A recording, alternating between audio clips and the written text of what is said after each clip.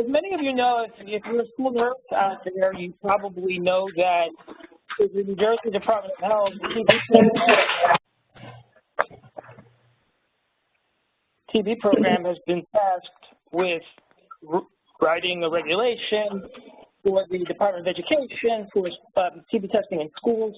And we're going to talk a little bit about that, but and really the update is that we're hoping to take a look at this testing regulation in 2021. Don't expect any real changes other than the fact that we're going to try to simplify and clarify the language in that testing regulation, because I think over time it's sort of morphed into some things that it was really never intended to be. Okay, so that's just the real simple update. But we'll take some time to look at and explain the rationale behind this testing regulation. And I want to show you all some of the state laws and the regulations, particularly the state laws that establish statutory authority for the writing of the regulation. And then ultimately we'll look at some of the roles and responsibilities of everybody involved. But again, to begin, and make sure we have a clear understanding, we need to take a look at the epidemiology of tuberculosis in the United States, or in this instance, I suppose, the changing epidemiology of TB in the U.S. and in New Jersey. So this is very simple. We can look at the numbers. So in 1953, please check your phones for a mute. In 1953, TB disease became reportable in the United States, and back some 66 years ago, you know, there were quite a lot of cases in the U.S., 84,304 cases, and with a population of about 160 million people, you know, that translated into an incidence rate of some 52.6 cases per 100,000. This is quite a large incidence rate, pretty high incidence rate compared to what we see today. Now, with regard to TB in New Jersey, well, excuse me, if we fast forward some 66 years, what we find today is a population that's more than doubled, but we see far fewer TB cases being reported in the United States. In fact, less than 9,000 cases reported by the end of 2019, the last full year of reporting. 8,920 cases, and a corresponding incidence rate of less than 3 cases per 100,000 population. In fact, 2.7 cases per 100,000 population. This is an extraordinarily low incidence rate of TB in the United States. Moreover, more than half of the cases in the U.S. occurred in just 4 states: California, Texas, New York, and Florida. Granted, these are all high populous states, but certainly less than half of the population lives in these states, so these states are disproportionately affected. It's noteworthy to note that New Jersey is not on this list, right, of these very high incidence states. Now, with regard to TB in New Jersey, now this is a timeline that goes back to 1986, and you'll see that by the end of 1992, there was a little bit of resurgence of TB in the U.S., and this was linked to the HIV/AIDS epidemic, and that peaked in New Jersey in 1992, as well as in the United States. But in New Jersey, a little bit less than 1,000 cases were reported. But since that time, there's been a 70%, or nearly 70% decrease in reported cases. Sorry, Frank, sorry to interrupt you. Suzanne, can you very quickly just check to make sure that your computer is muted? It looks like there's some feedback coming from your end. And then, sorry, Frank, go ahead. Feel free to start over from this slide. I definitely just interrupted you. Thank you. No problem. No problem. Okay, so again, you can see that just like in the U.S., in New Jersey, a similar thing was seeing a significant decrease in reported cases of TB from the resurgent high of 984 cases in 1992 down to about, more recently in the last 5 years or so, about 300 cases per year, you know, plus or minus.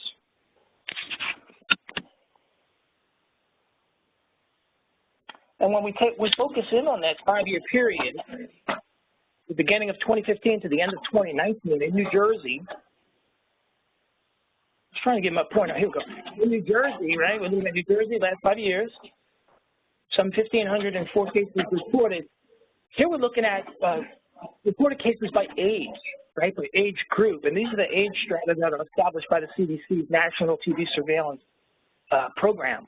And while these age groups don't necessarily line up exactly with school age, we can sort of extrapolate some information here. We look at the pediatric TB, okay, we can take some comfort in knowing that most of the cases of TB reported in the U.S. do not occur among children.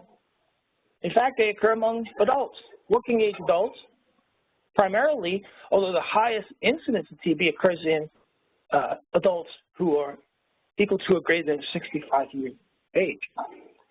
We focus in a little bit closer on this 5 to 14-year-old age group, assuming that children who are equal to or less than 4 years old are preschool. You know, we can sort of narrow it down. In the school age group, we see about 2%, only about 2% of cases, statewide being reported in this age group. You know, and again, while we can take some comfort in knowing it, there are still some very special concerns around pediatric TB, and we have a pediatric TB medical expert who's going to speak next to talk about that. So the reason why I'm showing you guys these numbers is to establish that TB is low prevalence, low incidence in the United States, and because of this, this is the very reason why we don't see mass screening, right, anymore in schools in the United States and in New Jersey. And there's some very important things going on here. Okay, so where prevalence is low,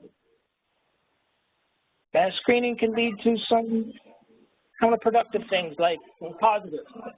Okay, so the effort is to identify groups. You see the second highlighted section here, groups of high-risk adults and children in whom screening is likely to be productive. Okay, and these groups have been defined. So the question is, who should be tested? Well, the CDC provides us that information. Okay, this is information taken straight from the CDC's website. Who should be tested? If you look at the second bullet, it says here, among others, it says the second bullet is the one we're looking at. People from a country where TB disease is common. Most countries in Latin America, the Caribbean, Africa, Asia, Eastern Europe, and Russia. So this is what we're looking at right here. This is a population risk factor, country of birth, born in a country where TB is endemic or common. Okay, and this is what establishes the basis for the New Jersey TB testing regulation in schools. If you look at it, if you really just want to get down to its basic elements, right, the current requirement for testing is only 2 groups of students, okay, and these are foreign-born students, those who entered the school system in the United States for the first time, but they were born in the country, so this would cover children who were born in a country where TB is endemic, entered the U.S. at preschool age, and then begin school a year or 2 later, whatever it is. Okay, so that's that group, and then the second group is simply people born in a country where TB is endemic, transferring directly from that foreign country into a New Jersey school. Okay, but the common denominator here is the risk factor of country of birth. Okay, now there's also, some of you must probably know that there is also testing that occurs among the staff or the teachers, and that's really done for a different reason. That's to establish baseline test results on those adults. So, and that's a whole nother discussion. So for right now, we're going to focus on the students and why these students in particular are being tested. Okay, and really this is, again, the question. If you want to answer that question, it's really linked right back to the CDC. Okay, so about 21 years ago, the CDC changed the name of the division of, I think it was TB prevention and control. It became the division of TB elimination. Okay, so the mission, thank you for the picture. The mission statement changed. Beatriz Menendez, we can hear you. Thanks. You're still live. You still got a live mic, Beatriz. So the mission statement essentially changed, and it became TB elimination, okay? And so what the CDC is telling us, for at least the last 20 years, is that ending TB or eliminating TB will require this dual approach, right? So maintaining and strengthening the current TB control priorities, which is identifying active cases, treating them, and then, of course, providing disease intervention to their close contacts, okay? So those are the current TB control priorities, while increasing efforts to identify and treat latent TB infection among high-risk populations, okay? So again, we're talking about targeted testing and treatment among high-risk populations, or at least populations at a higher risk. And so what do we know about this? Okay, well, there's some interesting information. Again, this is straight from the CDC. This is 2017 CDC statistics, okay? They looked at some data there in Atlanta from covering 2 years, all of 2016, all of 2017, and we're using the genotyping results, right, that's the DNA fingerprinting, to determine, you know, what proportion of the cases being reported could be reasonably attributed to recent transmission. And, you know, maybe these results were somewhat surprising because really it showed only about 13%, okay, which leaves, here the second bullet says more than 80%, it's more like 87% of TB cases in the United States, you know, are thought to be resulting from a long-standing untreated latent TB infection, okay? And beyond that, it's estimated that there's up to 13 million people in the United States, you know, who have latent TB. Okay, and again, this is all straight from the CDC. So you can sort of see what we're building toward here, right? We're trying to narrow the testing or the TB screening effort to people with a population risk factor, right? And who may be more likely to have a group of people who would have potentially a higher prevalence of latent TB, right? Born outside the United States. What we're saying is if you're born in the United States, because there's so few cases in the United States, you're not likely to be exposed and infected during childhood. Okay, and that's just a matter of just working out the numbers. Beyond that, when we look at TB morbidity in the United States, you can see that TB disease in the United States is most common among people who are born in countries where there are high rates of TB. Okay, and again, this is biologically plausible. It makes a whole lot of sense. In fact, by the end of 2018, a total of 70% of the reported cases in the United States occurred among non-U.S. born people. You know, in New Jersey, that number is 84%. So 84%, more than 4 to 5 cases occur among persons who are not born in the United States. Okay, so again, this reiterates the importance of this targeted testing and treatment to prevent these cases. Where in the world do we see TB? This is from the CDC's Traveler's Yellow Book. At the end of this presentation, I have a link to this yellow book. We get a lot of calls from school nurses who are asking about what about children who travel overseas and then return, okay? Let me be clear about this. The TB testing regulation doesn't address that, okay? Because again, remember the regulation we're talking about, the regulation that's written is focused primarily and really singularly on the population risk factor, country of birth, not country of travel, country of birth. Now, could a person be exposed to TB while traveling overseas? Maybe, okay?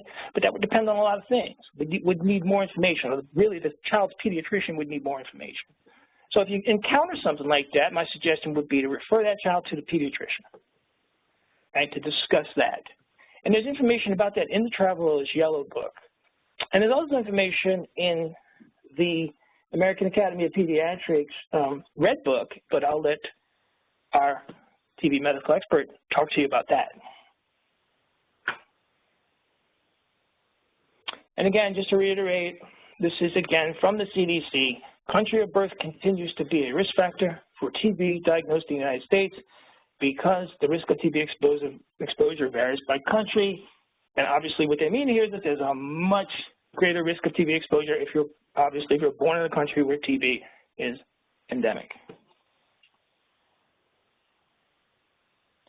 So now, with all that being said, that would establish the rationale behind this effort to do targeted testing and treatment for foreign-born persons entering the New Jersey school system. This is literally an opportunity for intervention and to prevent future cases. Now, there's some discussion about the law, okay? Here's a couple of things. If you go into the New Jersey statutes, and New Jersey statutes, NJSA stands for New Jersey Statutes Annotated, right? So you have like these title sections and you have chapters. It's annotated, right? So you can easily find things. A couple of things to note. All of the laws, all of the statutes I'm about to share with you come from Title 18A, which is education. So these are education statutes, okay? Public health statutes can be found in Title 26 under Health and Vital Statistics. Title 26 is sometimes called the State Sanitary Code, okay? And again, as a disclaimer, I'm not a legal expert, I'm not an attorney, I'm just a person who is looking things up, okay? Essentially on the internet and trying to find the laws that apply here. So again, the laws I'm going to share with you are specific to TB. They're found in the title section 18A, which is education. So these are education statutes. This is really important to understand, and we'll talk a little bit more about that as we go through it. But just so everyone's aware, the first one's pretty clear. Anybody having communicable tuberculosis is not allowed by law to attend school. They cannot return to school unless they get, clearance from a medical inspector or physician, right? Doctor's note, right? Pretty clear, pretty simple, makes a lot of sense. As you go through these and try to find the specific statutes, education statutes that deal with TB, the second thing you'll probably come across is this.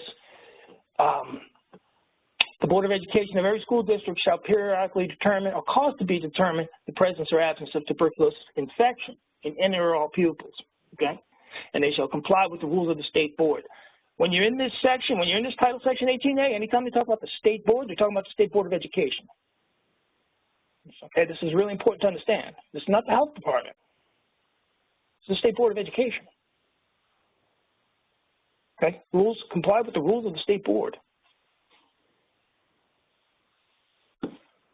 Came across this one. This one's a little bit confusing. It talks about maybe who's responsible for paying through this testing, and obviously the testing has to be done through like a legitimate type medical facility.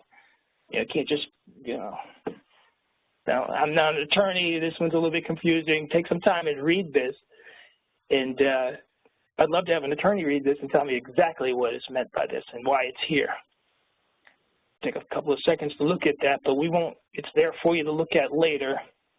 But I want to jump forward to this. Now, this is a really important statute, again, found in education under Title 18A. We get the question all the time from school nurses. Can a student or pupil, be excluded from school for not being, for refusing, or the parents refusing the test? Well, again, I'm not an attorney, but if you read this, it seems pretty clear. Right? So any pupil failing to comply with the rules of the Board of Education relating to the determination of the presence of tuberculosis or any order issued by a school officer pursuant to such rules may be excluded from school. So again, has this law been enforced? I don't know. But if you are a school nurse and you have this concern, again, I'm going to say this time and time again, you've got to bring this up through your supervisor and work through your local chain of command, okay? Ultimately, whoever's in charge of these things, just chief school administrator, the local Board of Education would definitely, or most likely, be consulting with the New Jersey Department of Education's legal team, okay? This would not be facilitated or routed through the health department. Okay.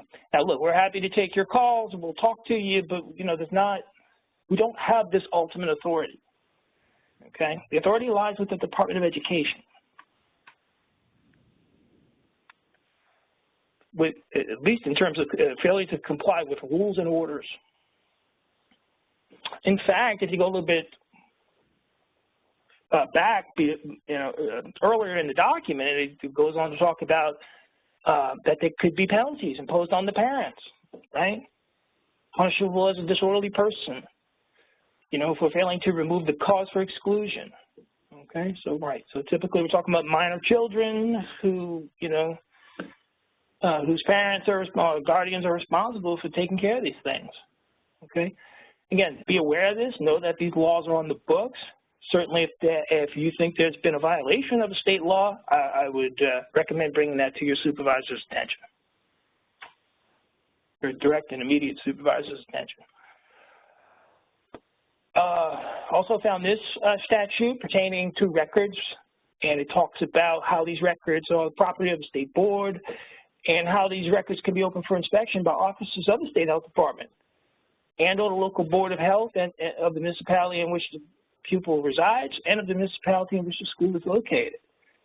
Okay, and as I've said previously, you know, if this comes to this, it's usually only going to happen if there's a problem. So this is why documentation is very important. Okay, these records could potentially be open for inspection. Okay, and we're specifically talking about records and reports of tuberculosis testing. Okay, look at that title here. You want to keep good records, complete, accurate records, document any refusals, document all your efforts, right, that you've brought forth and you've notified your supervisors and everyone else who needs to know. So when we look at statutes, those are the state laws. The state law creates that statutory authority to create rules, okay? And in the very beginning, I told you that the New Jersey Department of Health, and ultimately the TB program, has been tasked with creating this rule. And this is where we find this. So it says here that each school district shall perform tuberculosis tests on students using the methods and one specifically directed to do so by the New Jersey Department of Health, right? So this is where the Department of Education is deferring the rulemaking to the Department of Health. However, it's important to understand that it only defers the rulemaking piece, not the enforcement of, okay? So again, your authority is the Department of Education, okay? But again, follow your local chain of command, immediate supervisor, local board of health, et cetera, all the way up the line.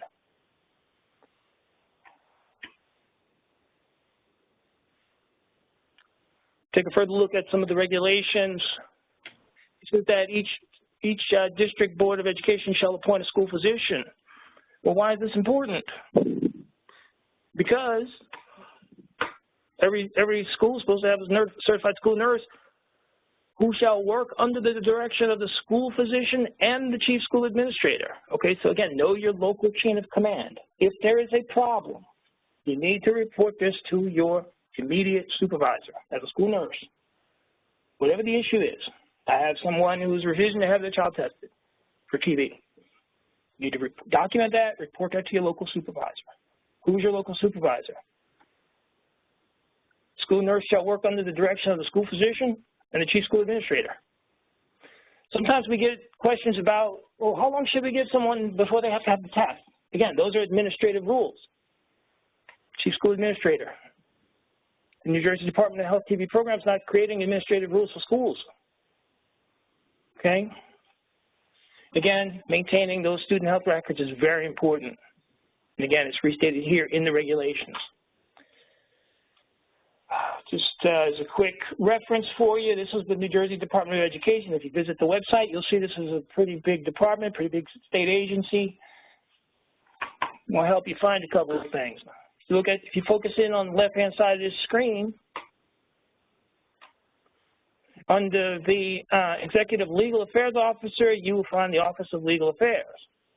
Now, am I suggesting that a school nurse pick up the phone and call the New Jersey Department of Education Office of Legal Affairs? No, I'm telling you that my advice to you would be to work through your local supervisor, but know that there is an office, there's a legal office at the Department of Education, and that's going to be a primary resource if you're looking at initiating, you know, legal proceedings against a parent or guardian of a student. Back to the table of organization again. If we take a look this time at the right hand of the screen and focus in there, We're looking for the Office of Student Support Services, okay? Now, here, this is where you should find the Student Health Coordinator, who I know in the past has been an RN. I'm not sure if that position is currently vacant. It does say vacant here. So, again, these are your resources. But remember, chain of command. Other resources that taking some time to look up for you here is be aware of the fact that there is a, I was getting an incoming phone call, sorry about that. Hopefully everybody knows that there's a New Jersey State School Nurses Association, and they have a document out there that's pretty comprehensive. It also has a chapter in there about TB that's just pretty well written, so it's a good resource to have. I previously mentioned the CDC Yellow Book, right, that has health information for international travel. This is information that you can read and share with the parents of children who are traveling, okay, perhaps overseas and to countries where TB is endemic. Some of you are involved with colleges. There's the American College of Health Association, okay, so there's some different rules for testing there. And it's also pretty good practice just to have some basic and, working knowledge of tuberculosis, of the transmission and pathogenesis of TB. Know that TB is a communicable disease, but it's not easily transmitted, right? It takes close and prolonged direct exposure, right? So that's kind of really important to remember, right? Transmissible disease, yes. Easily transmitted, no, right? Close, prolonged exposure. And really that is where I'll end it today. As always, email, phone, feel free to call the State Health Department TB program. We're happy to chat with you, and we'll do our best to direct your calls appropriately and provide any information we can to help you out and help you problem solve. Okay? Thanks. Thanks, Frank. Thank you, Frank, for that really valuable information. I just want to tell our guests out there that if you do have a question, please type it in the chat box, and we are going to have some time for discussion. There is one question right now. My district has to pay for the QuantiFERON TB Gold. Okay, I guess it was just a statement, not necessarily a question. Okay, but stick around for the discussion after. If you have any questions, type it in the chat box. We will definitely get to them at the end of Suzanne's presentation. Suzanne is going to, I'm going to hand it over to you, and you can start your presentation now. Patty. Good afternoon, everyone, and I would like to thank Rutgers Global TB Institute for inviting me to speak to you today. I also thank all the participants for joining this webinar. I hope it will be beneficial, and I thank Frank Romano for giving me such a good background and giving everyone such a background in the epidemiology and the statistics, especially in New Jersey. I think it gives everyone a strong understanding of what we're dealing with in our state. Okay, we have a polling question. Have you had a pediatric case in your school?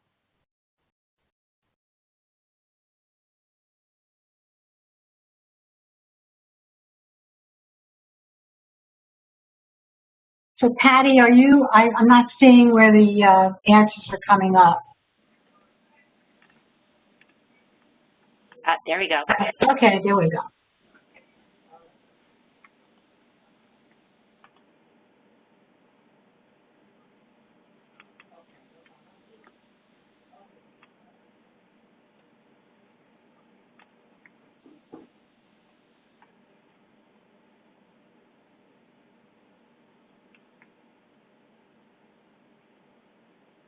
Okay.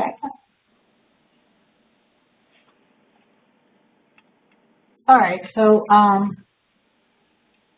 guess we'll, now I see it. So of course, most people have not had a pediatric case in their school, and that's fortunate for children. And of course, in our state, we know that the numbers are going down again, which is what our goal is.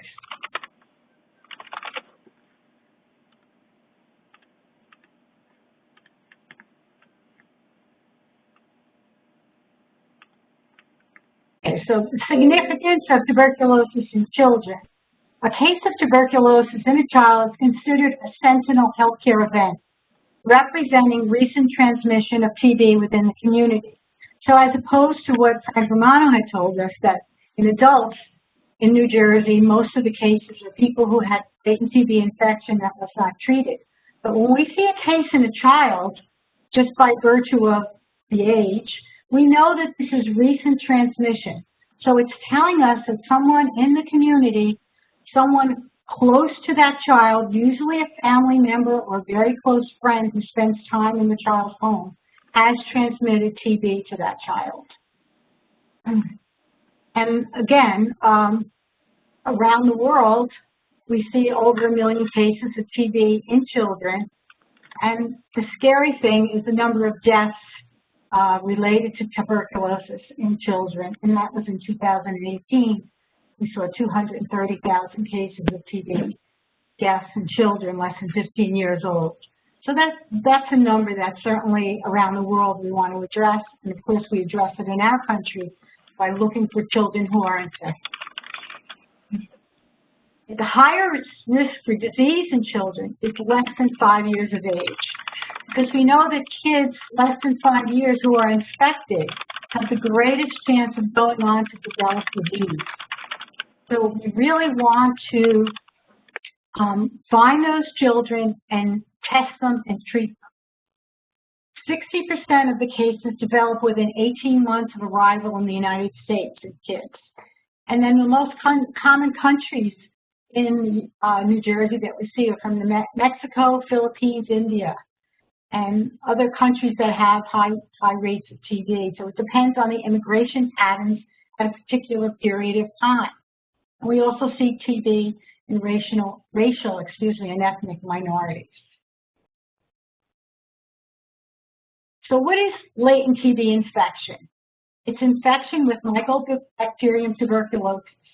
So you could wind up with either a positive tuberculin skin test, which normally what we would use is the MAN2 test, or a positive interferon gamma release assay, an IGRA test. And the two tests that are currently being used are the quantiferon gold test and the T-spot. And this is a person with no physical findings of disease, and they have a normal chest x-ray, or they might have evidence on chest x-ray of the calcification, no active disease. Now, TB disease is also an infection with Mycobacterium tuberculosis. That person usually will have a positive tuberculin skin test or an IGRA test for signs and symptoms of disease, so that they would have either pulmonary symptoms, coughing, and then other symptoms, extrapulmonary or both. So in other words, you can have someone extrapulmonary to TB with, say, an enlarged lymph node, or TB in any part of the body. Remember, this is a bacteria. It can go anywhere in the body. But primarily, it affects the lungs because it's inhaled. And then the germ goes into the lungs, and this is usually where we see most disease for tuberculosis.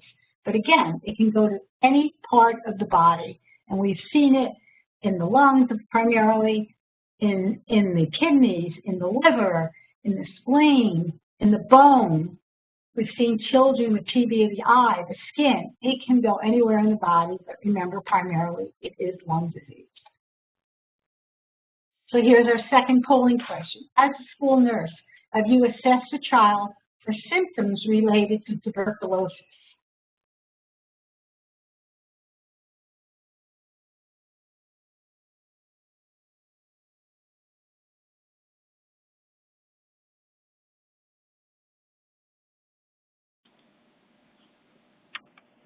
Our apologies. It looks like the second polling question is giving me some trouble on my end. Okay, I'll just please answer this question in the chat box. That would be great. Thank you. Okay. All right. And I'll just continue with the slides, and then we could look at that. Yes. Okay. The slide doesn't want to move. Maybe because of the polling question.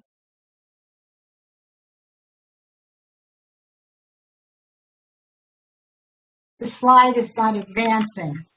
Try one more time, Suzanne. I'm clicking, it's not moving. Okay, one more second. Try it right now, it should be okay. Okay, thank you. Thank you No for problem. doing that. All right. So let's talk about, as school nurses, the symptom assessment. So first we would look at children with risk factors, and we learned that the risk factor is usually being born in a country of high incidence of TB. And if we have a child with chronic respiratory illness and a cough that just doesn't seem to be improving, you have a teacher coming to you and saying, you know, this child is coughing, coughing, coughing. I wonder if you could help me out with this, and let's see how we can help this child and figure out what's going on. A child with weight loss. We know as caring for children that healthy children should not be losing weight. A child should be gaining and growing as time goes on. Unless a child has some sort of other medical condition that a physician is addressing, we should not be seeing a child with weight loss. The next bullet, fatigue. Children shouldn't be tired all the time. And we should look into why do we have a child falling asleep in class, or doesn't seem to be able to do their work, or has no energy, not playing with the other children. Why is that happening? I mean, it needs to be investigated. And children with multiple absences absolutely needs to be, and I know schools do this, look into why is this children absent? What's going on? Is it a medical problem? Is it a social problem? Is there something going on? That is something that needs to be looked in, and school nurses are often involved in these assessments. As Patty said earlier, I was a school nurse for 6 years, so I know the issues that do come up in a school that nurses have to address, along with the other school participants. And we have another polling question. Can children less than 12 who have tuberculosis disease transmit it to others? Now, will they be able to do this?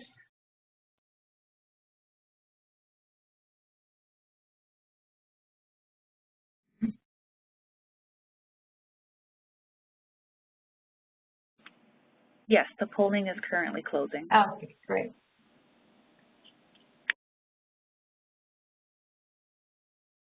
So nice to have such technically advanced people working on this. Thank you.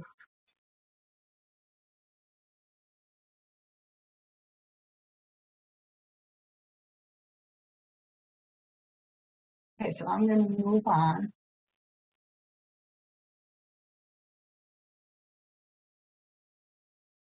Okay.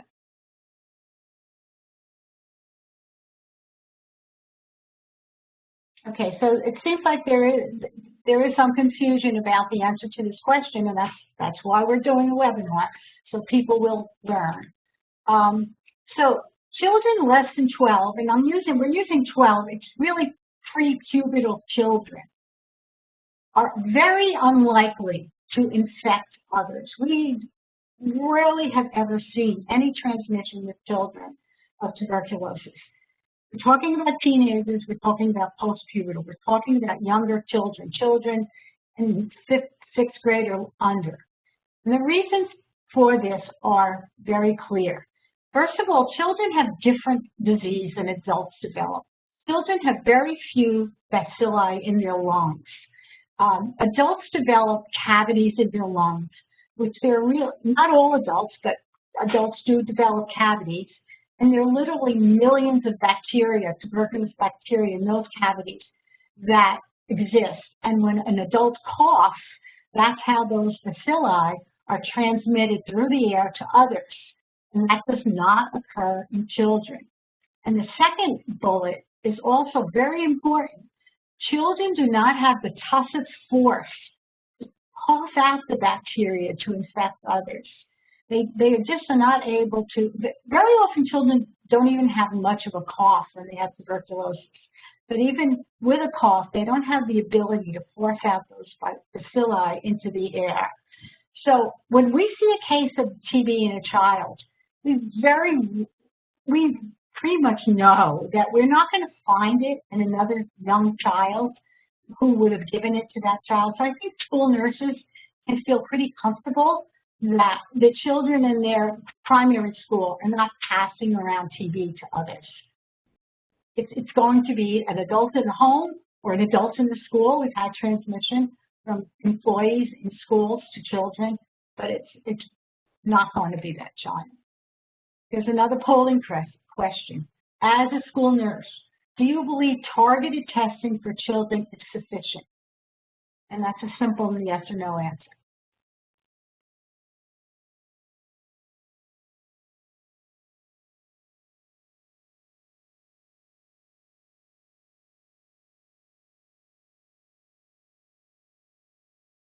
So, is this working? This question? Yes. About 2 more seconds. Okay. I'm not very patient, am I? No problem.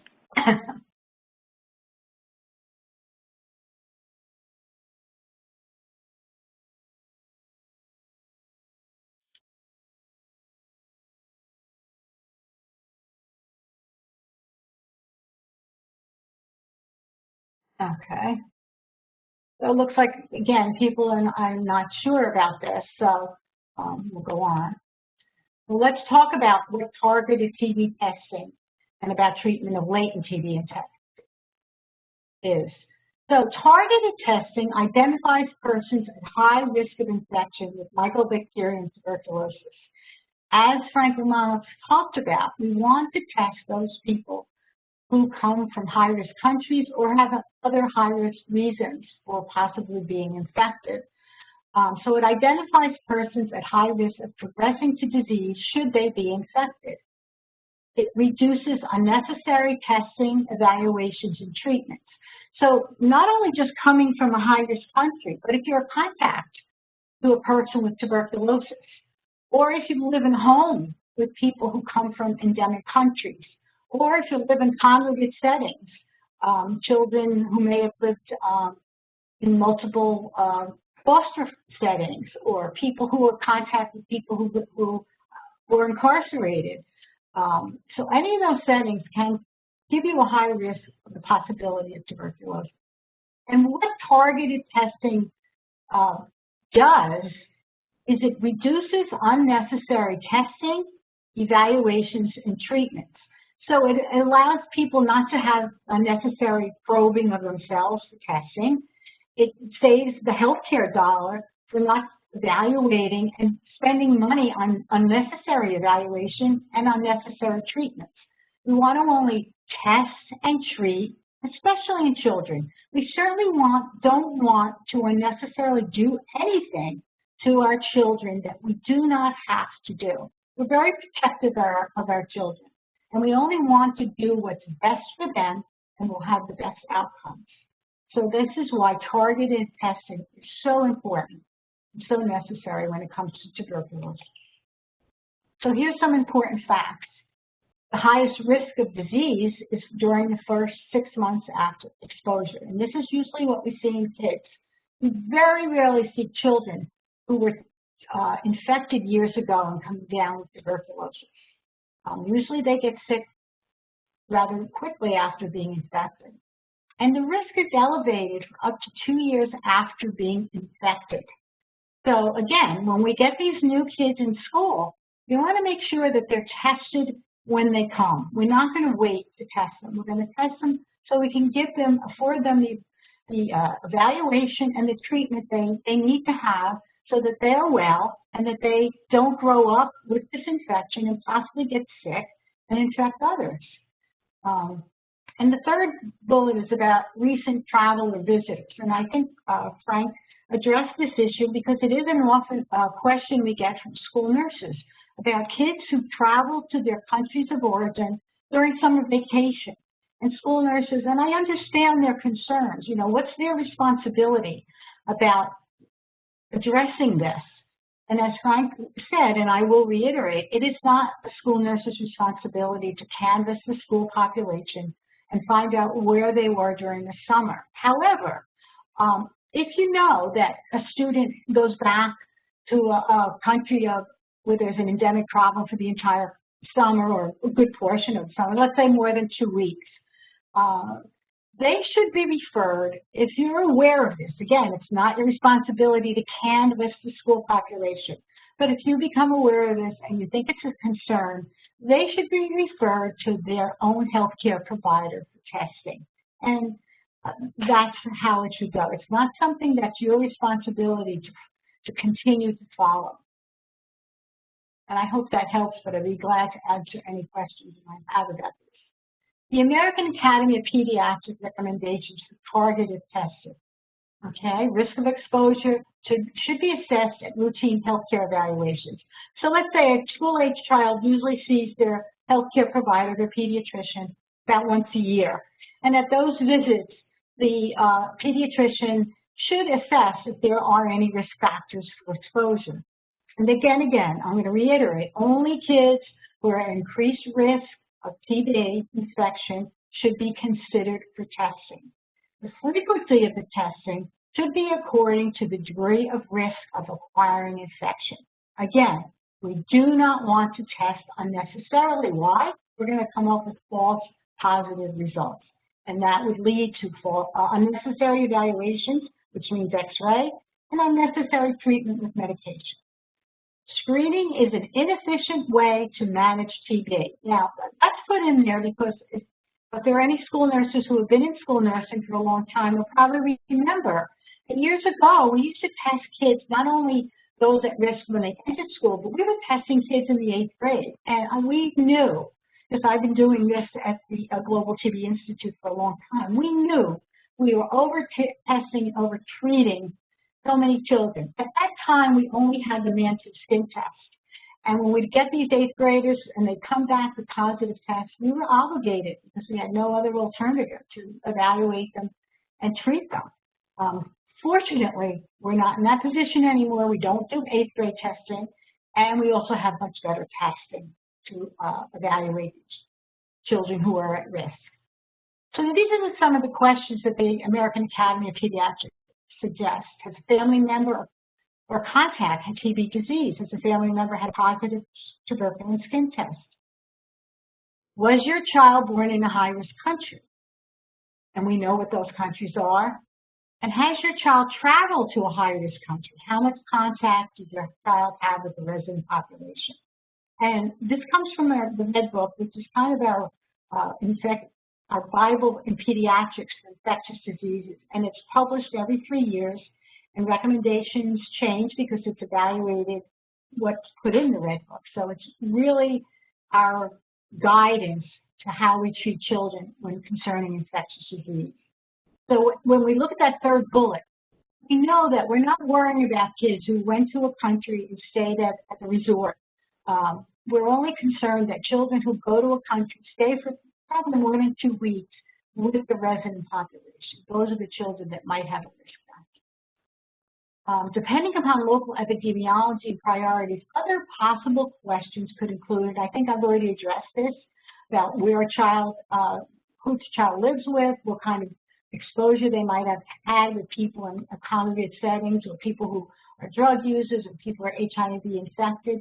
The second one is about children. There are countries in the world where some children may drink raw milk or eat unpasteurized cheese. And in fact, about 2 years ago, we had a child from a country in Africa who had ingested raw milk and developed tuberculosis abdominal TB. Which we, of course, treated it successfully. But this can be an issue, very rare, and that's why, fortunately, in the state of New Jersey, we have TB experts who can evaluate and address these issues. We talked about where someone's born and about travel. Okay, let's talk about testing. Okay, so we have the tuberculin skin test, which we use the MAN2, and then we have the IGRA test, the quantiferon gold, and the T-spot. Okay, these T-spot and the quantiferon gold tests are our preferred tests in children less than 4 years old who have received the BCG. And I might add that it is our preferred way of testing pretty much everyone. Because we know the test is valid, we've used it for a number of years, and we don't have the confounding factor of BCG vaccine. And I'll go into that a little bit more. The tuberculin skin test is preferred. The IGRA is acceptable in children under 2 years of age. And a positive in either of these tests is considered significant. Now, if you look at the older Red Book, it had said 5 years. But now we know that testing with the IGRAs is very acceptable in children under 2, and in fact, we're testing children less than 1. It becomes an issue in infants because either test, which is tuberculin skin test or the IGRA, is not that dependable, especially in children under 3 months of age. That's why we always test again over 3 months in any infant, because their immune systems are not that developed. So these tests depend on immune response. And the reason why the IGRA is preferred is especially because of the BCG vaccine. And we're testing primarily children born in countries of high incidence of tuberculosis, and those are the children who would have received the BCG vaccine. And the closer you test somebody with a tuberculin skin test to the time they receive the BCG, the more likely that test will come back positive. The farther away you are from having received a BCG vaccine and you get a tuberculin skin test, the less likely the positive result is from BCG. Now, what I'm going to add to my comments about that is in adults, if they've had several or multiple tuberculin skin tests over time, that can boost. You don't know if you're boosting BCG reaction or you don't know if you're boosting infection reaction. This is why I will say again, our preference for testing are the IGRA tests because we feel the validity of them, and we have a very wonderful state lab that we trust how they handle the specimens, and we rely on the results of our IGRAs. Now, that's not to say we never do a tuberculin skin test. We use Mantoux in certain situations in children, especially in children who may have not have been born in a country of high incidence. We have children who are contact cases who are U.S. born. And there is times when we will do, rather than draw blood, we will place a Mantoux, and we will read that Mantoux in our printer. So it's not to say it's never used, but we're rarely using them compared to, let's say, a few years ago. We really are, and I think most healthcare providers really are using the IGRAs much more than they're using the tuberculin skin test.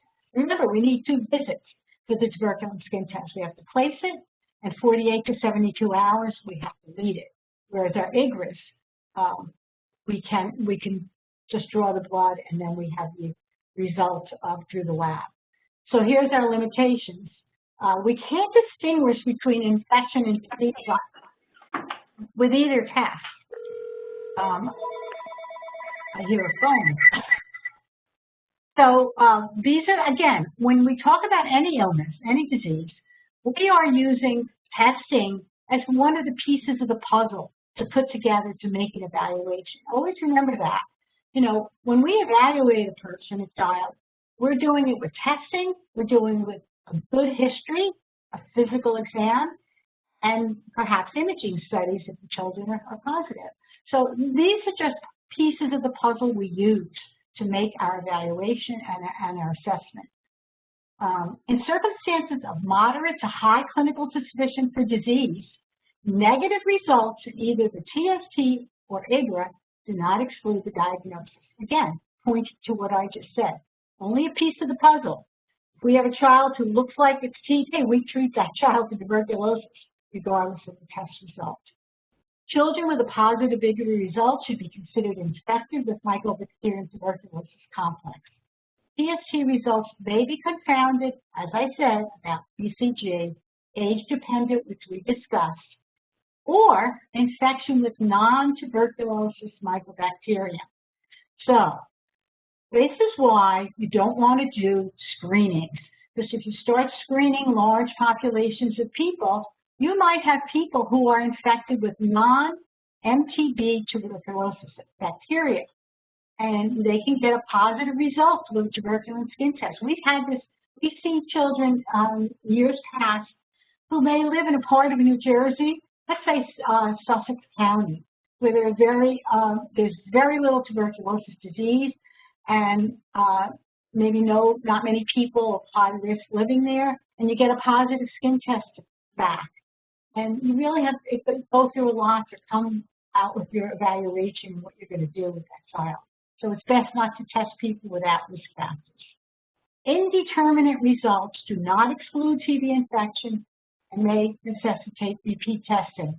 And this is what we do. If we have an IGRA that's indeterminate, we repeat it. Again, we don't make clinical decisions just based on test results.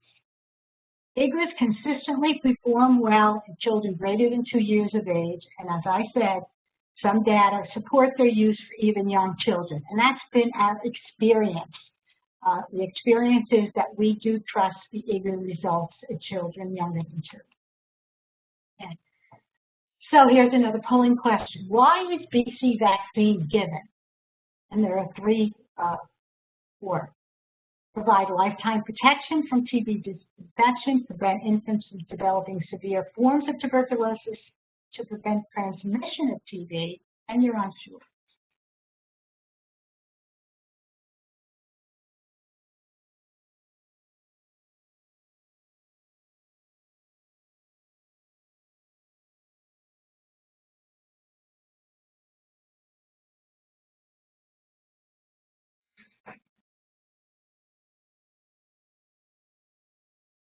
So it looks like most people don't have an answer to this.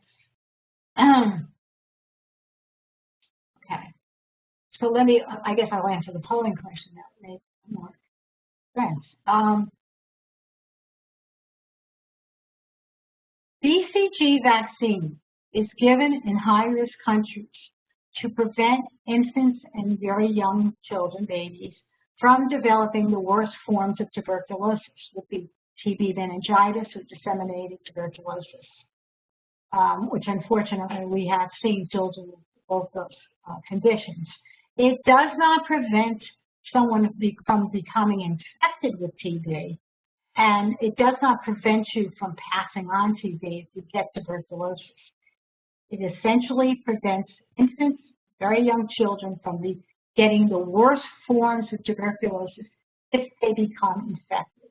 We do not give BCG in the United States because we have such a wonderful public health system and we have such low rates of TB. But in high incidence countries, they use that vaccine to protect their very young children. Let's talk a little bit about immunizations, because this is often affects school nurses too.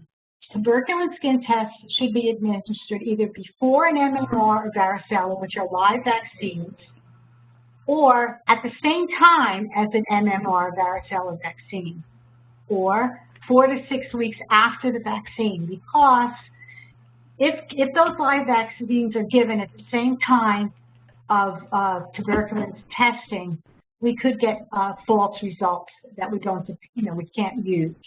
So it's important that we know our vaccine status of the children that we see, so we don't administer testing at the wrong time if they've had either of these vaccines.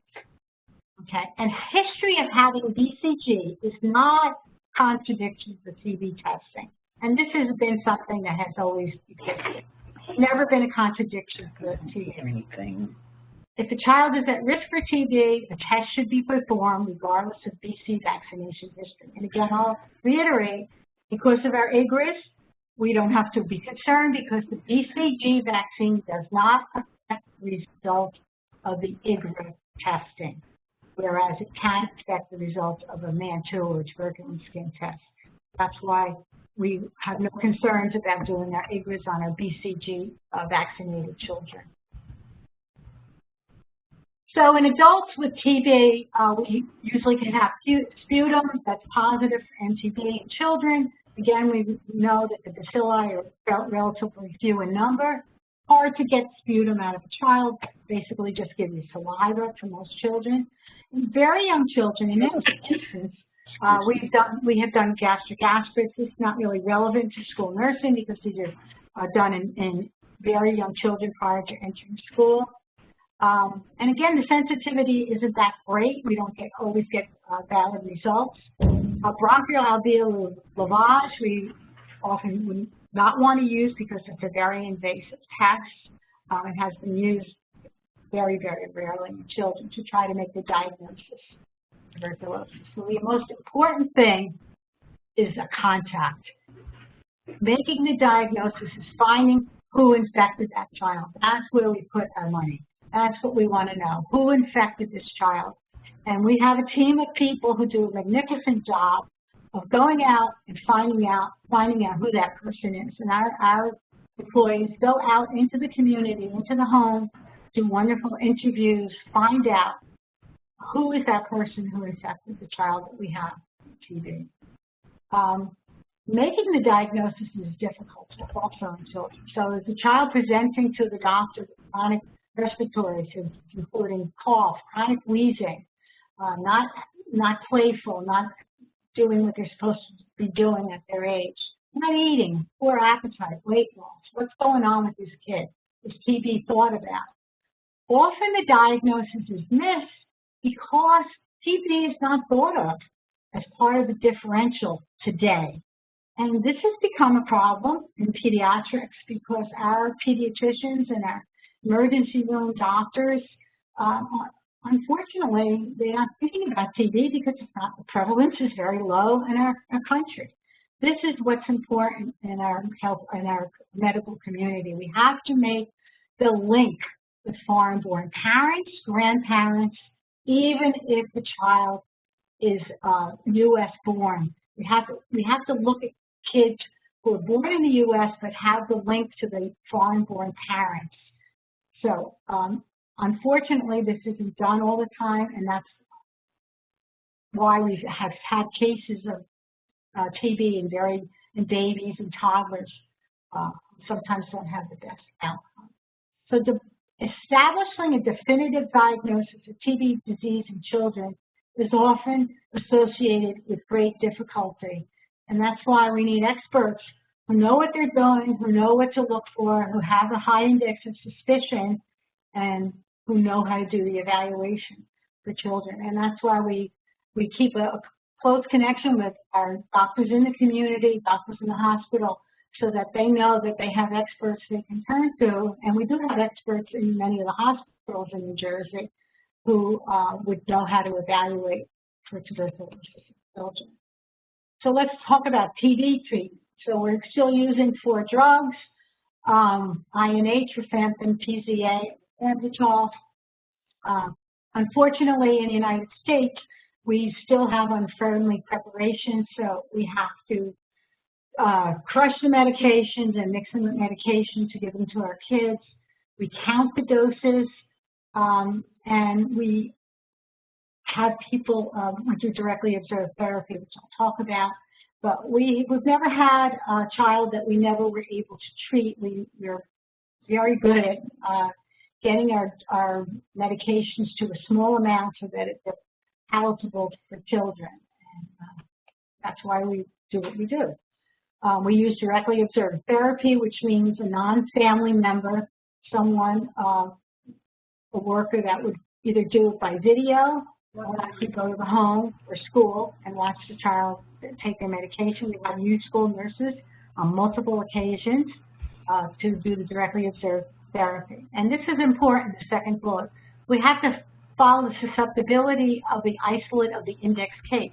We want to make sure that the drugs we're using are going to work.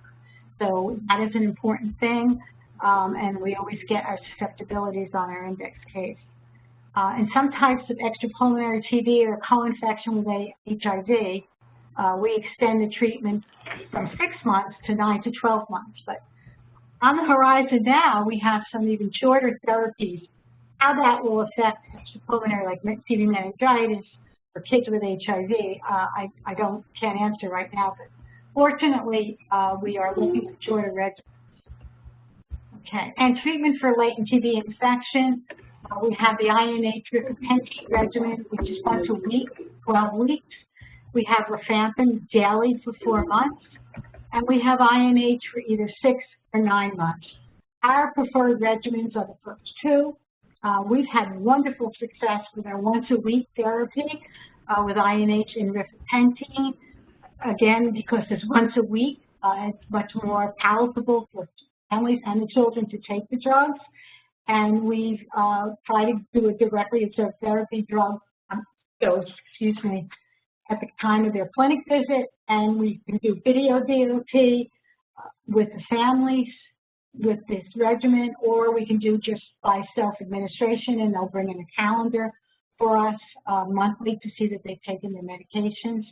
And with the rifampin, we also do well, so we rarely are ever even using the INH. Right. So these are the dosing schedules, which you don't really have to worry about, but I just wanted to put them in to see how we do this. We dose by weight in children, and it's 12 doses within 16 weeks. So if they miss a dose here or there, they have the 16 weeks to get all the doses into their regimen. Okay. So we don't use this in children less than 2. We don't use it in anyone HIV infected. We don't use it with teenagers who might be on contraceptives. It does cause orange staining of the urine. It is metabolized by the liver. But again, we've had great success with these drugs. We don't usually see any of these problems, but of course we have to be aware of them. And as the last bullet says, these reactions are rare in children. Unfortunately, what happens with people is they make correlations that if they have a symptom, they always correlate it to the drug. So what we often do is we'll stop the drug, let the symptoms go away. Then sometimes if we're fairly sure that it's not the drug that's causing it, re-give it. And most of the time they do well. Again, that's why we see our kids. We see them monthly. We keep close tabs on them. We have the nurses are there every day to answer, and I'm available as well as our doctor. So we keep very close evaluation of our kids, and we make sure that they're okay with their medication. Adherence to treatment is very important, especially considered we have a 12-dose regimen with the INH and rifapentine. Directly observed is great for adherence, but it's not always feasible.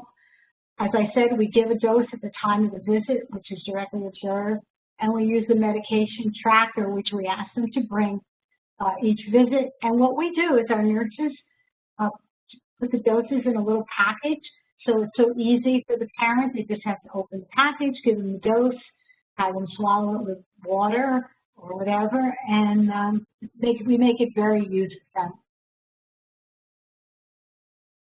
Okay, the rifampin, as I said, these are capsules. We give it on an empty stomach. Again, all of these possible side effects we have to be aware of them, but we very rarely ever see them, and the kids tolerate the medication very well. Remember, we're dealing with children with healthy livers, so that we don't run into the problems that sometimes adults have run into. So we have to know with a teenage girl if they're on contraceptives. Now, the INH also can cause liver toxicity. And again, if we're using this as for contact, we have to make sure that they're susceptible to INH. And again, it's a long regimen, so we really have not been using the INH as we had in the past. I said that the children tolerate the medications very well, and reactions are rare. We monitor for the reactions, and if we have to, we draw blood and check their liver enzymes. We tell the parents if they develop any symptoms, call us. If they get nauseous, they're vomiting, they don't want to eat, they complain of pain, stop the medicine. We tell them to stop it immediately and contact us. And of course, they can always contact their healthcare provider also, but we're available to them in our clinic when they're on the medication. Directly observed therapy is when someone, trained outreach worker, healthcare worker, watches someone take their medication. So this can be a doctor, a nurse, the outreach worker, school nurse. Cannot have family members or parents observe. And we know this from worldwide data that when someone is not related to the patient, we can do much better with adherence to treatment, because we don't have people saying, no, I'm not going to take it, I'm not listening, whatever. It works out so much better when we have a non-related person do the directly observed therapy. So let's just summarize. TB is much more prevalent in adults. But TB in children is much more serious than in adults, so making a diagnosis is important. Young children, especially those under 4, have difficulty fighting any infection and can have the most serious form of TB if left untreated. So this is why our emphasis and the emphasis of the CDC and the American Academy of Pediatrics, we want to treat latent TB infection in children so they don't develop disease as they grow older or as they're children. This is where school nurses come in, because you're our partners out there in the community, because children in school are a captive audience, and school nurses working with children in school and us, we can achieve this treatment of latent TB infection. But here's my words of caution. Fortunately, TB rates have decreased dramatically over recent years, primarily due to excellent surveillance by public health professionals. That's a great thing. The drop in cases has caused TB to be missed, and the differential diagnosis of children when they present with ill symptoms to emergency departments or to their primary care providers.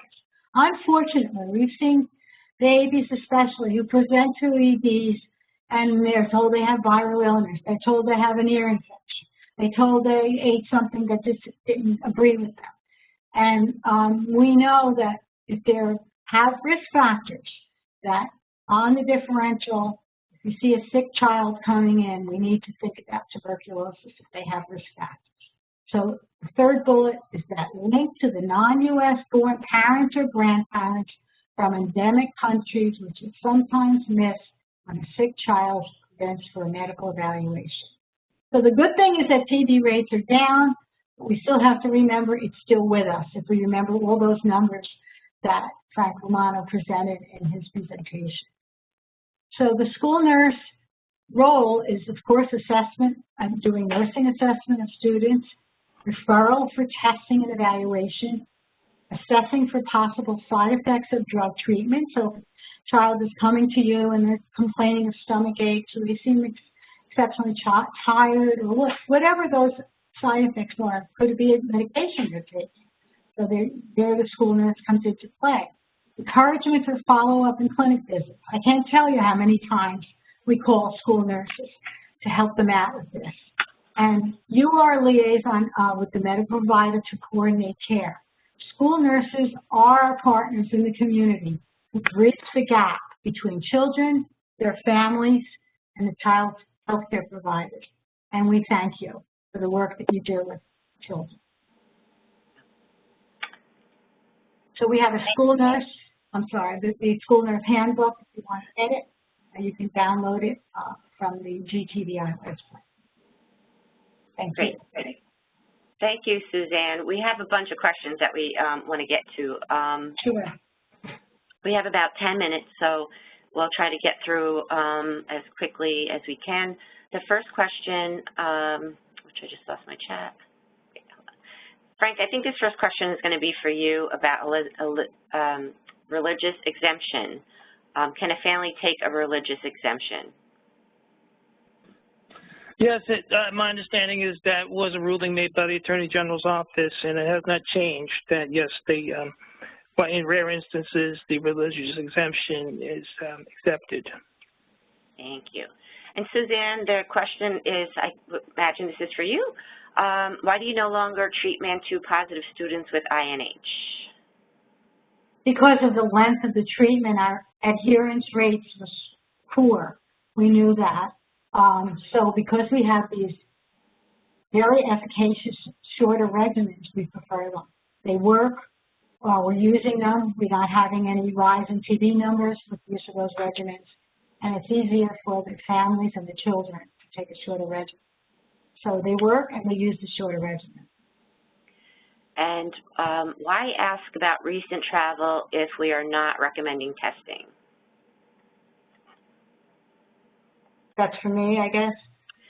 Yeah. As I said, I don't expect that nurses should poll the student population to ask them about recent travel. If you have a concern maybe raised by a teacher, or you know that a child, let's say, spent the entire summer in, let's say, India, because that's a high-risk country, you might call the parent and say, you know, I understand that your child spent the summer in India with their family, and that was wonderful, but perhaps you should talk to the pediatrician to see if they want to test the child for tuberculosis. But it's not the obligation of the school nurse to do that. Okay. Now the other one is, can you explain a little bit about the two-step? Because the question is, why is it healthcare workers but not in students new to the U.S. from countries in high incidence or born in high incidence countries? Well, first of all, as far as I know, and I was a school nurse quite a while ago, we never did two-step testing in schools. But at that point, we never had any alternative. So our preference is that a school-age child who had a BCG should have a quantiferon gold or a T-spot, an IGRA test, not the Mantoux test, because we don't trust the results. If they come back positive, then we're going to have, you know, in fact, we get these referrals all the time. A child with a positive tuberculin skin test, you know, greater than 10 millimeters, we get the referral. And immediately, we do a quantiferon test because we do not trust the results if they have had BCG. We automatically will order a T-spot, which is what we do in our setting, or another setting might do a quantiferon gold, because we trust those results. And then if the result of the blood test is positive, then we would proceed with the chest X-ray. I will add that when we see those children, we do a complete history and they get a physical exam. We don't just do a lab test. Every child that's referred is evaluated prior to having the blood test done. They come to us with a positive test. We do a history, a physical. If we feel that they're at risk of being infected, we will proceed right then and there to do a chest X-ray. Or if they have symptoms, obviously. And let me just add just a little bit about the two-step. That it's really for serial testing in healthcare workers, because when we do the two-step, we really want to see, like, and this is not even so much true anymore because we're not doing testing in healthcare workers, but we really wanted to know if there was, you know, is it because it was a boosted reaction, or was it due to an exposure in a healthcare facility. So they're really two different things, so that's why we don't do it in schools, because you're not going to be doing serial testing in schools. Right. But the next question I have is this is for Frank. Frank, if a child, I guess it would be for you because it's based maybe on regulations, or Suzanne, you can jump into, but if a child has not been tested after being in school for 6 months or more, should they be sent for TB testing? Again, I mean, this is a discussion that has to take place with the parents. I mean, the regulation is basically identifying the group of students who should be tested. Failure to comply with that is a potential violation of a state statute. And again, you'd have to work that up through your chain of command. Establishing deadlines for the testing, and again, I can check with the state health department's legal team on this, but I've been previously told, again, you're talking about an administrative policy within a school. The state TB program doesn't have the authority, doesn't have the statutory or administrative authority to create administrative policies for schools. However, the schools do have that authority. Okay, so you have to create administrative policy to carry out these regulations. Does that make, I hope that makes sense. I'll approach it from a different perspective, and Frank's perspective, of course, is right, but I'll approach it from the perspective of the child. If the child comes from a high-risk country, they deserve the test so that if they're infected, they get treatment.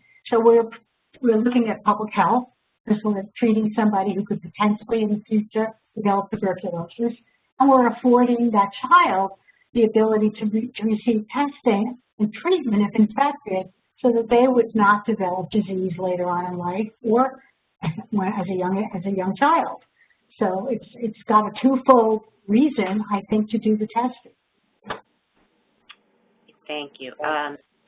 So can we just clarify it, because this comes up so much, and I guess, the question was about travel again. Just to clarify, travel, because I thought Frank said it's not required, not to require TB testing or refer to pediatrician if concerned. So I think maybe, yeah.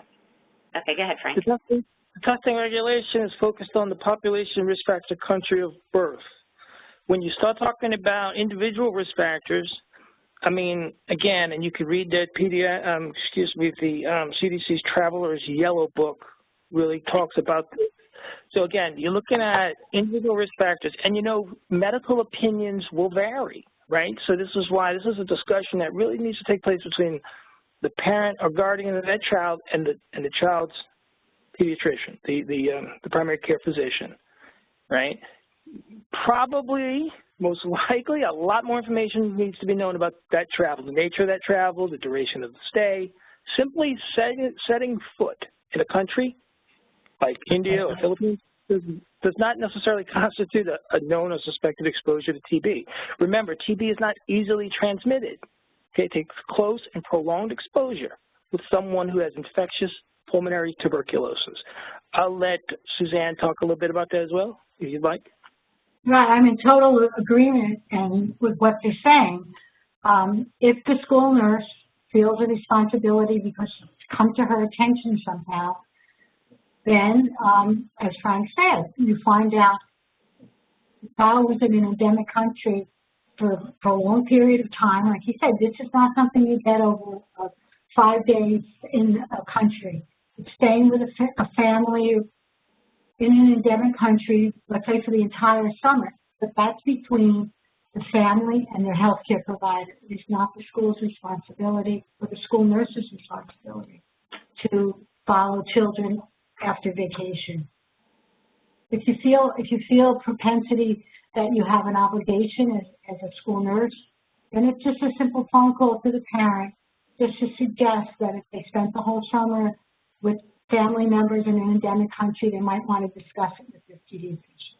They're not mandated to be tested. I hope that answers the question. Thanks. Is a TST the same as a PPD? A tuberculin skin test is merely just a tuberculin skin test. Purified protein derivative is the substance used in the tuberculin skin test. So that's usually the Mantoux solution. Tuberculin skin test just delineates that it's a skin test for tuberculosis. But what's used is the PPD or Mantoux test, which is the solution used when you inject under the skin. And the next two are going to kind of be lumped together. And once a child is diagnosed, I guess with active TB, is there anything that needs to be done for the faculty or other children who have come in close contact with the affected child? And I'm just going to answer that one for you guys, because if there's TB in the school, that is all directed by the health department, the public health department, wherever that school is. They're going to take care of all that and who has to be tested and what has to be done as far as education and how long is the child excluded once diagnosed from TB. Suzanne, I don't know if you want to take that one. Sure. First, of course, remember that most children, primarily almost all children, are not infectious, especially, as I said, prepubertal children. But we have to remember about the child.